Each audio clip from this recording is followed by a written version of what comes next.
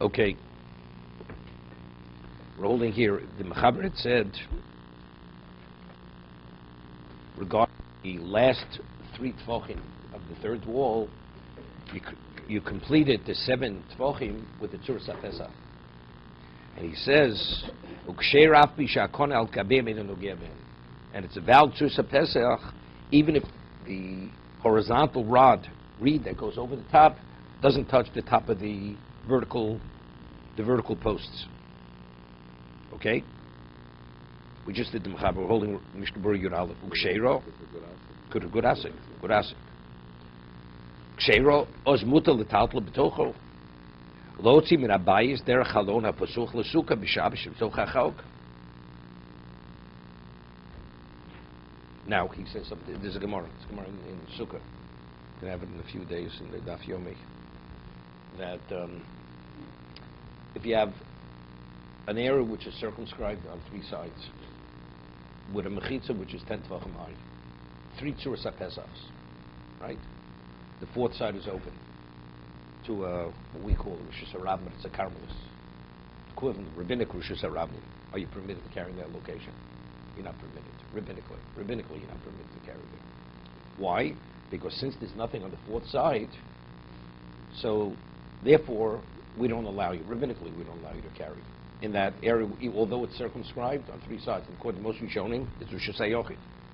If you would transport from Rosh Hashanah into that location, it's Torah violation. That's transporting from domain to domain. You're not permitted on a Torah level. But rabbinically, we don't allow you to carry in that area, although it has 3 mechitzos, because you need something on the 4th side. If you have a lechi, Tzuras HaPesach, you have to have something on the 4th side. What about you have a 3-sided sukkah, the one we're saying now, and now you want to transport from the house into that location, into the sukkah, where the 4th side is wide open. You have no lechi on the 4th side, right? If you have a lechi on the 4th side, you'd be permitted to carry there, or a lechi on both sides, right? Very often you have, let's say you go out of your house, and you have like an overhang, and you have, very often you walk out the door, it's like an alcove. It's something overhead, which doesn't mean anything, but you have on both sides, you have walls and you have the door with the house behind it. So you have 3 mechitzas. Somebody, you have something you want to bring in from you want to take something out of your pocket before you open the door. Right? You have the key under the mat. You want to pick up the key, open the door, and go in the house. Are you permitted in that location to carry? It's open to the street. Right? Is there something on the 4th? There's nothing on the 4th side. So you're not permitted to carry there. That area, you're not permitted to carry. You can't carry from that location into the house. Wait a second. But let's you have something, no. We're talking to no poles. Only the walls go out, and there's nothing there. So very often, because of the architectural design, you may have a brick, which the brick extends inward even as much as an inch on each side, just for decorative purposes. That's a lechi, and it's 10 tvochim, right? So then that's called a 4-sided enclosure.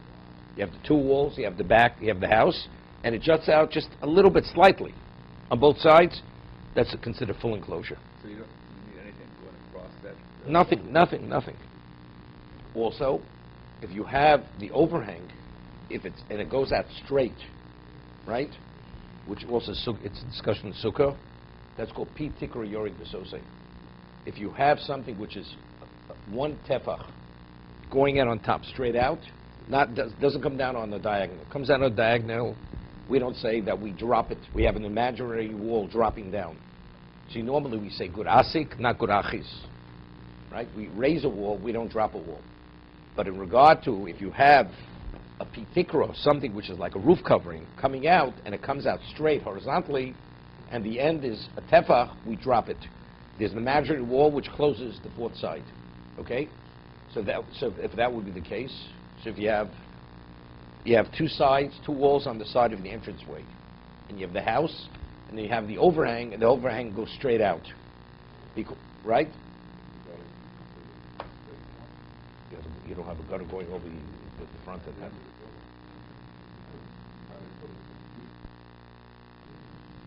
The gutter is straight, you'll say pi tikra. You say pi tikra. Yeah, you'll say P ticker. You'll say P ticker over there. But usually it's not noticeable. Usually, I've never seen a house. You go straight, you see the gutter over it. The gutter is on, what's his name? In the back, it may be on the side of the house or under the roof. It's usually. Okay. So this is the point he's saying here. The sukkah only has 3 walls. Are you permitted now? You have a window. You want to transport from the house into the sukkah. And the sukkah itself is in the street. So we're talking about minimally a rabbinical rishus harabi. Right? What we call a Carmelis. Do we allow the person to transport from the house into the sukkah? We have nothing on the 4th side. So he says, only into the sukkah during sukkahs. During the year, you would not be permitted to transport into this location.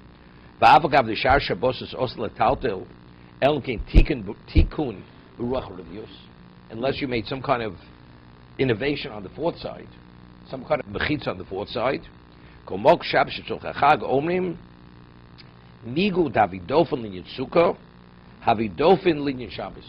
Since we say this is considered a location which is unto itself, and we recognize it, it's considered functioning for sukkahs, therefore it's recognized as a fully bona fide location for Shabbos.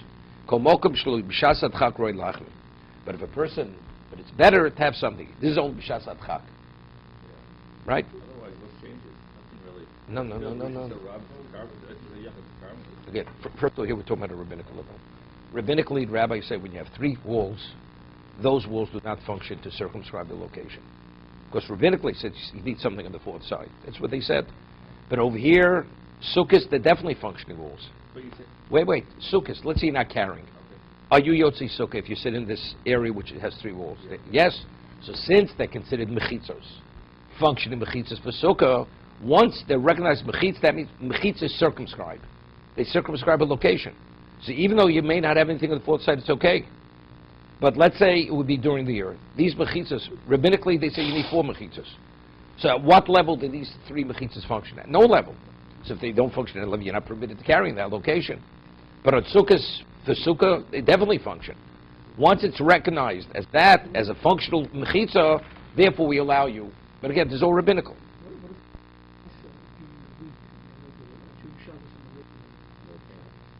Okay. According to most Rishonim, you're in violation. Midoraisa, you're in violation of transporting. No. I don't mean that. No. I understand. Because you need 4 walls to create a project domain. No. Let's get back to it. According to 9th of Rishonim, 3 walls create a rishus hayofet. Rabbinically, you're not permitted to carry in a domain which is circumcised on 3 sides, because the 4th side is open to Arabic. Is rishus hayofet. Then you're okay from Midoraisa. However, rabbinically, they say these walls have no value. They're considered non-functional mechitzas, unless you have something on the 4th side. Okay? As a result, during the year, where these mechitzas rabbinically do not function on a practical level, you're not permitted to carry from the house into this location. Sukkahs, as we're saying, well, they have nothing on the 4th side.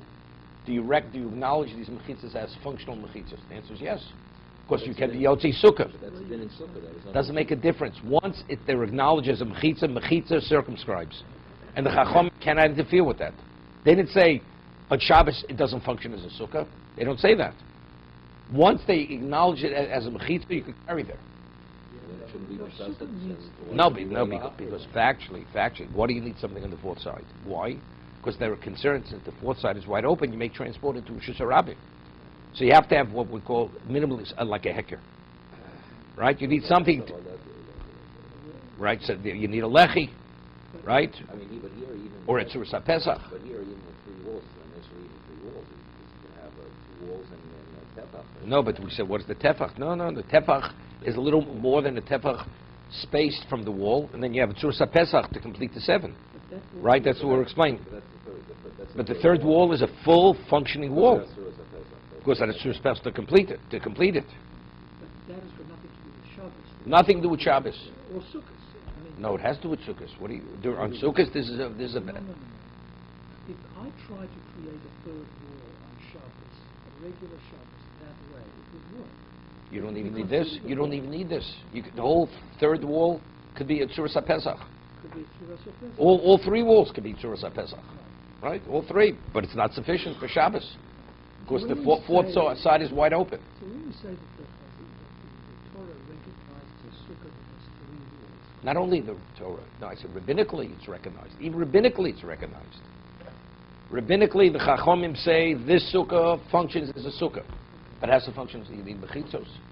So that means even rabbinically they recognize it. They acknowledge the mechitzos. Once something is recognized as a mechitzah, you're permitted to carry.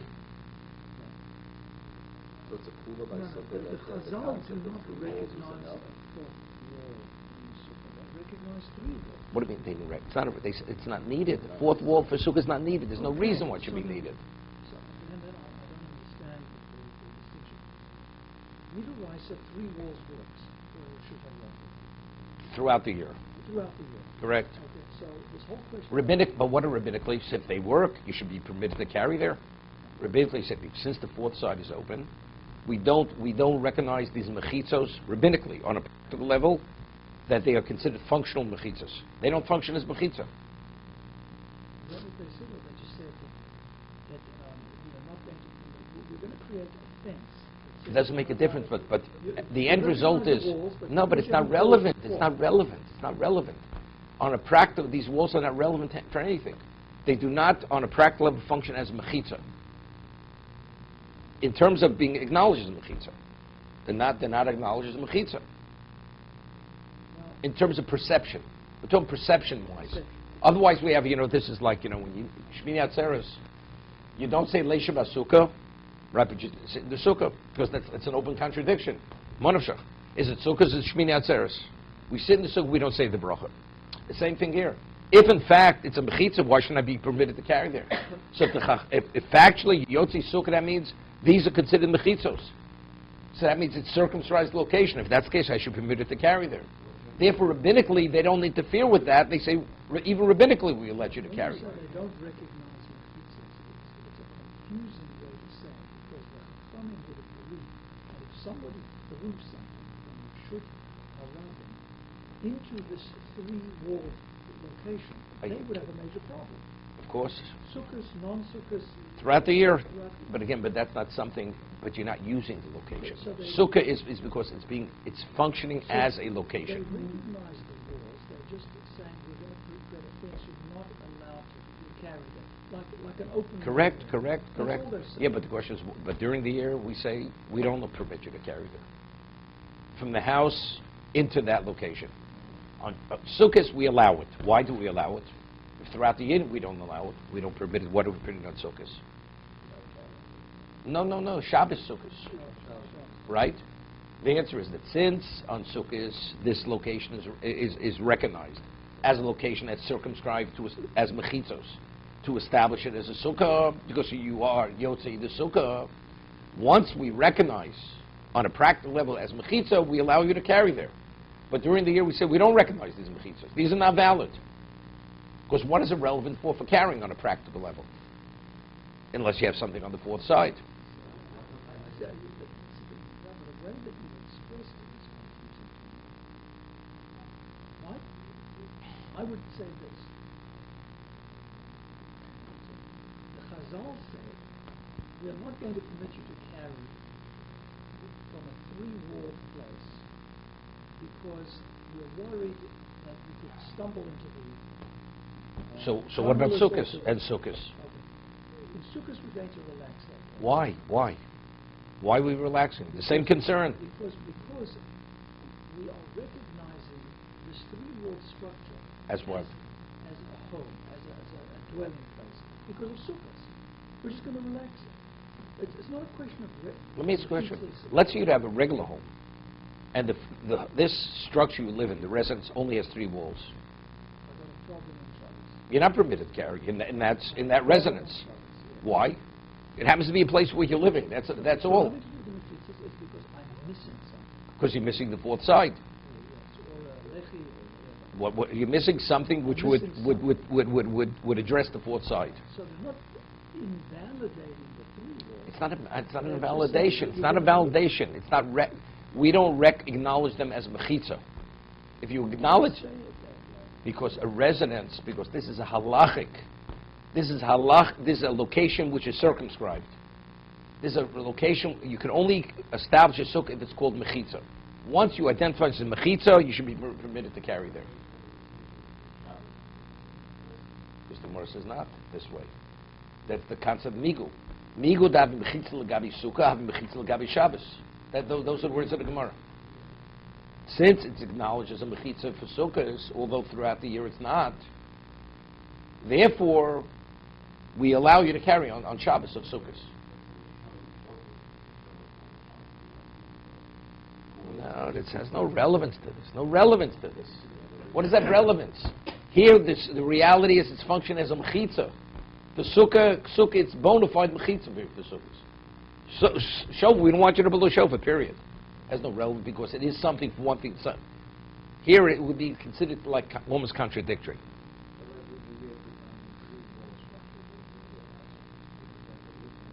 No, never.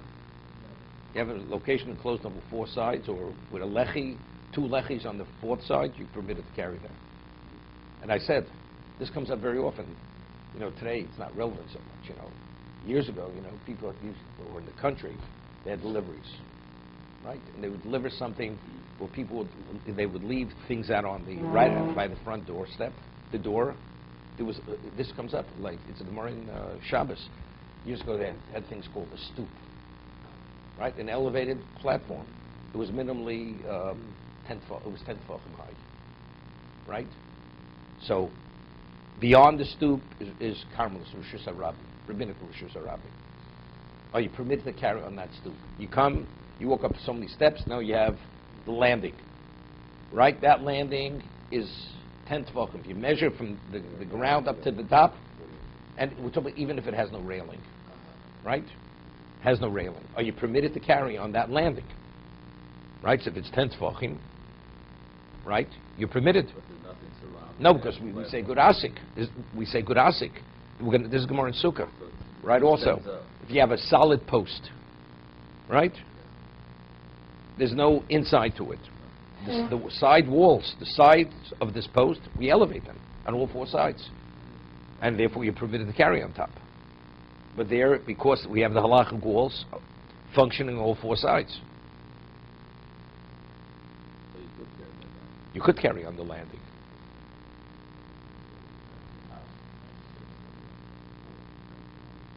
Let's say, something, you have UPS deliver something, or FedEx on Shabbos. And we're talking about, it's not muktzah. It didn't come chutz l'tchum. It's not because it came out of the tchum. And it's not an item that's really muktzah. And you're concerned it's going to get, it's going to be stolen. So it depends, are you permitted to bring it in the house or not? Right, you're not permitted even kalach muktzah, you could move kalach yad. But to take mushus hayoch to mushus harabim, vice versa, that you're not permitted. So you couldn't even kick it into the house. You have to leave it outside, right? Unless you have a situation where it's considered Rosh Hashanah. So in that situation, though, the stoop, you could take You can pick, if it's not muktzah, pick it up, bring it in the house. How high is 10 tefachim? 40 inches. 40 inches, so just a couple steps.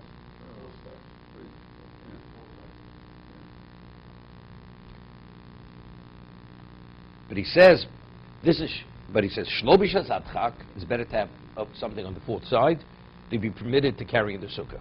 Because factually, again, there's a concern as the original fence. Why is 3 not sufficient? Because if there's nothing on the 4th side, we're concerned you may carry straight into Rosh Hashanah. So therefore, if you have no choice and you have to bring something into the sukkah in the house, we allow it. But it's not really the optimum situation. You cannot bring it from the sukkah, from the house into the sukkah, even in the sukkah itself, there is a problem. Yeah, you're right. Right. But he's speaking specifically, you want to bring food. Like years ago, that's why you had a sukkah out the house. You had a window, and that's how you would serve the food, through the window into the sukkah. Right. One of the walls was sukkah, was the house, exactly. Okay, let's see the Chovos HaLevavos.